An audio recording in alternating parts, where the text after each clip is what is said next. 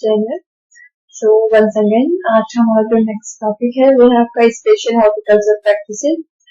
Okay, सो अब हम क्या करते हैं, प्लांट को हम एस्टेब्लिश भी कर लेते हैं, उसको ग्रो करना चाहते हैं, तो फिर अलग अलग प्लांट में क्या होता है, कुछ पर्टिकुलर प्रैक्टिसेस होती हैं करनी पड़ती है। तो some crop needs special culture care in order to get proper production.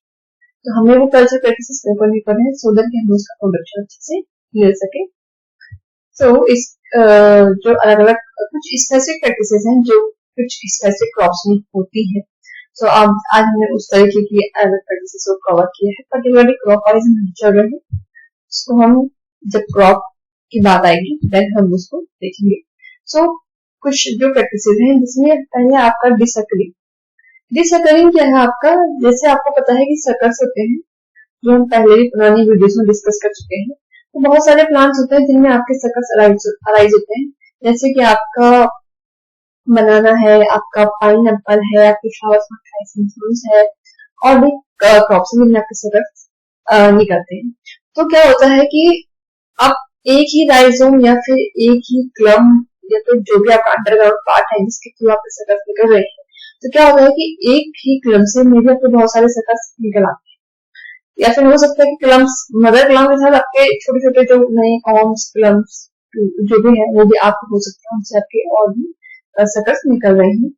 तो अब जब हमको कॉमर्शियल लेवल पे हम प्रोड्यूस कर रहे हैं तो हमें क्या चाहिए, एक ही मेन प्लांट चाहिए जिससे हमें प्रोडक्शन लेना है। जैसे सारे पिक्चर में आप देखिए बनाना का प्लांट है, इसमें डिसकटिंग का प्रोसेस दिखा रहे हैं। तो ये आपका मेन बनाना का प्लांट है, ये वाला जिससे आपका फ्रूटिंग होगी। एंड उसके अलावा जो ये नीचे से है ये आपके अदर सकर्स। तो इन सकर्स को क्या कर देते हैं, हम रिमूव कर देते हैं सो दैट कि ये सकर्स जो आपका मेन प्लांट है उसके साथ न्यूट्रिएंट और वाटर के लिए आप कंपीट न करें। So removal of surplus and unwanted sucker to minimize the competition among mother plant and other for resources known as desuckering. तो desuckering means removal of suckers. तो हम क्यों कर रहे हैं, सो दैट इनके बीच का जो कंपटीशन है वो आपका कम हो जाए।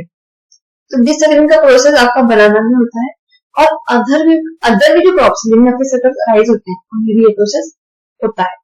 सो इसमें टर्म्स है, एक है आपका सरप्लस और एक आपका अनवांटेड सकर्स। तो सरप्लस मींस आपके बहुत सारे सकर्स निकल आ गए, तो आपने क्या देखा, ओवर क्राउडिंग हो रही है, आपने सकर्स उससे रिमूव कर दिए।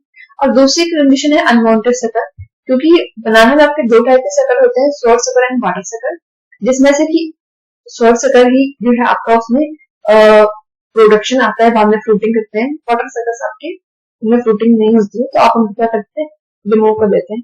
सो इस वे में वो कहना चाहता है कि अनवांटेड सकर्स को भी रिमूव करते हैं। तो आपके जो भी सकर्स हैं जो कि आपके लिए यूजफुल नहीं है उनको आप रिमूव कर देते हैं, उस प्रोसेस को कहते हैं डिसकरिंग। ओके, देन दूसरी जो प्रोसेस है वो आपकी बनाना में स्पेशली होती है, दैट इज कॉल्ड मेटॉकिंग। सो मेटॉकिंग क्या है कि the height eight which pseudo stem should be cut after bunch harvest is termed मेटॉकिंग। तो आपको पता है कि जो बनाना का पेड़ है वो एक बनाना का जो प्लांट होता है वो एक हर्बेशियस प्लांट होता है, वो कोई ट्री नहीं होता है।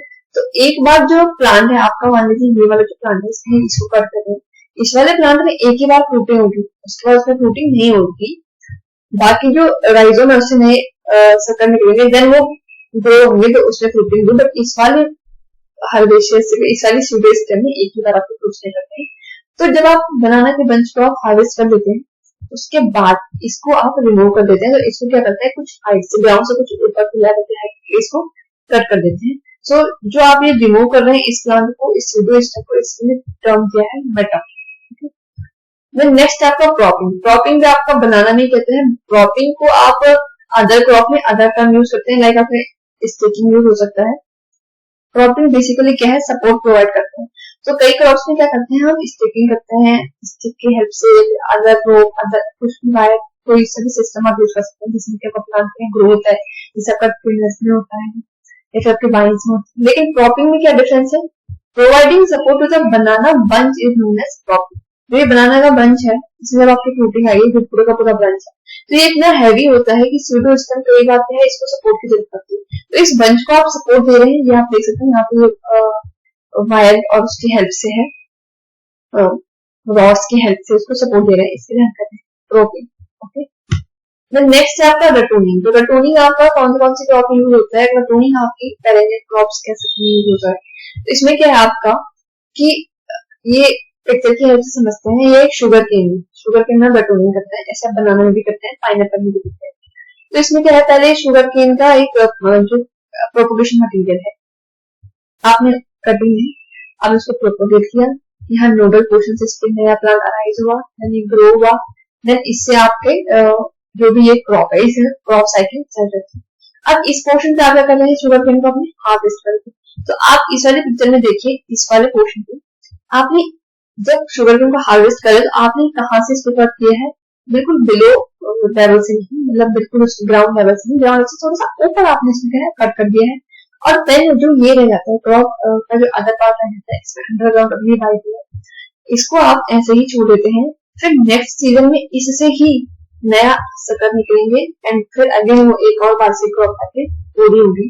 सो इस प्रोसेस के लिए हम कहते हैं ratooning. So removal of above ground part after harvesting and below ground part remain on same side so that the next crop can rise from the seed. आप क्या करेंगे, बिलो ग्राउंड पार्ट को वहीं रहने देते हैं, उसी से आपका नेक्स्ट क्रॉप जो है निकलती है, जो कि आपके नेक्स्ट सीजन में होता है।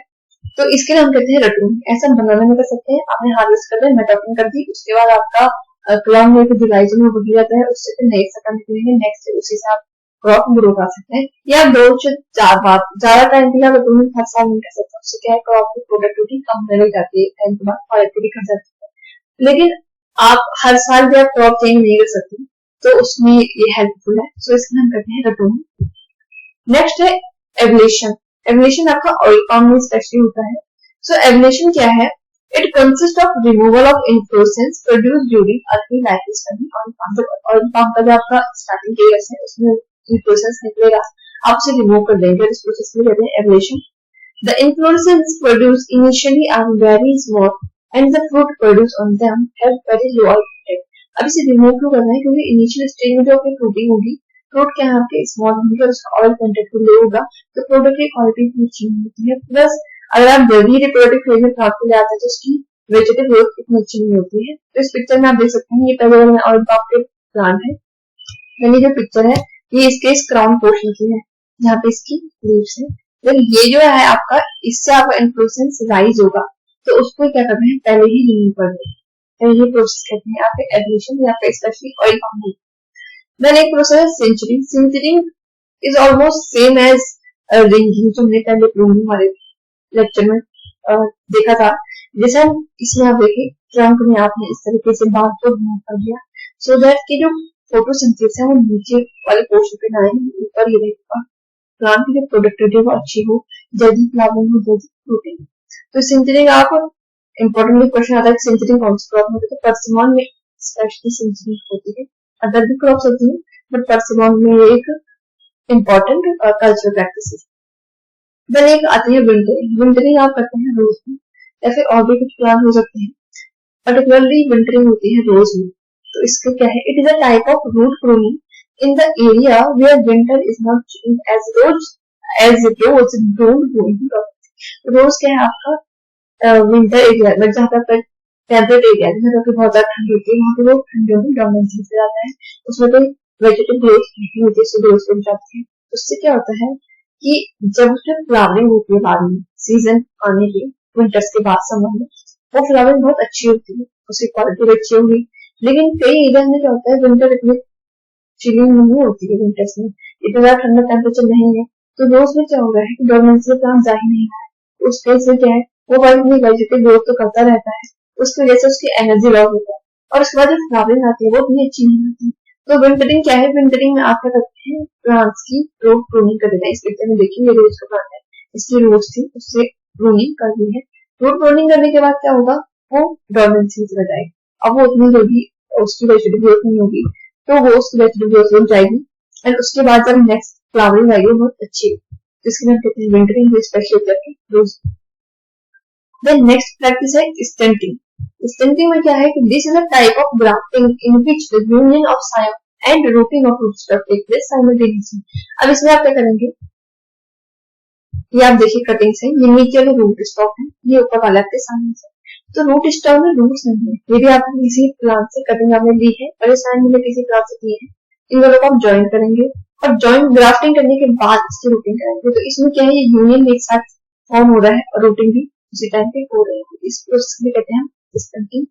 और एक प्रोसेस है पिंचिंग, जो आपका पर्टिकुलरली वेजिटेटिव वेजिटेबल्स में भी होता है और आपका इसमें एपिकल पोर्शन को रिमूव कर देते हैं सो दैट के लेटरल बर्ड्स या फिर आपकी एक्सिलरी जो प्लांट है वो आपको ग्रो हो सके, एक्सिलरी ब्रांच हो सके, जिससे इसकी प्रोडक्शन अच्छी हो। तो ये फ्लावर्स में होता है, पर्टिकुलरली कार्नेशन और आपका क्राइसेंथेमम में पिंचिंग और इम्पोर्टेंट एक वो है कल्चरल प्रैक्टिस है।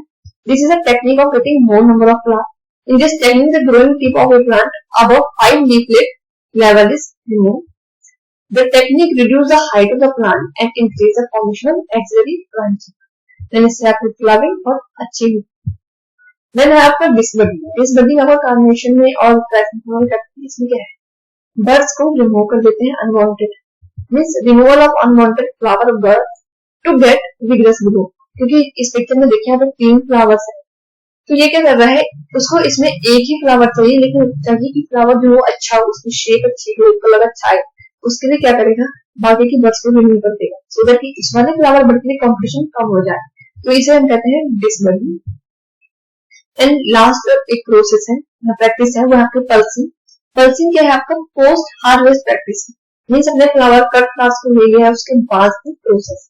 पल्सिंग में आप क्या करते हैं, it is a technique to enhance vase life of the cut flower. तो कट फ्लावर की बेस लाइफ से क्या मतलब है कि उसको हार्वेस्ट करने के बाद कितने टाइम तक अपने नॉर्मल उसमें वो ब्लूम स्टेज में रहता है, उसमें आप कहते हैं बेस लाइफ।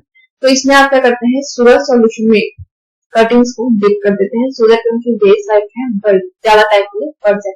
अगर नॉर्मली फ्लावर एक दिन के लिए भी नॉर्मल कंडीशन में रह रहा है तो शुगर सॉल्यूशन ऐड करने के बाद वो आपका मे बी 4 दिन 5 दिन एक्सटेंड हो सकता है एज पर क्रॉप। तो इस प्रोसेस को हम कहते हैं पल्सिंग। इसमें जनरली 0.5 से 3% सुक्रोज को यूज किया जाता है। So that's for today. And please अगर आपको अच्छा लगता है इस वीडियो को, अगर आप पसंद करते हैं सो प्लीज इसको लाइक शेयर एंड सब्सक्राइब कर दें। So thank you.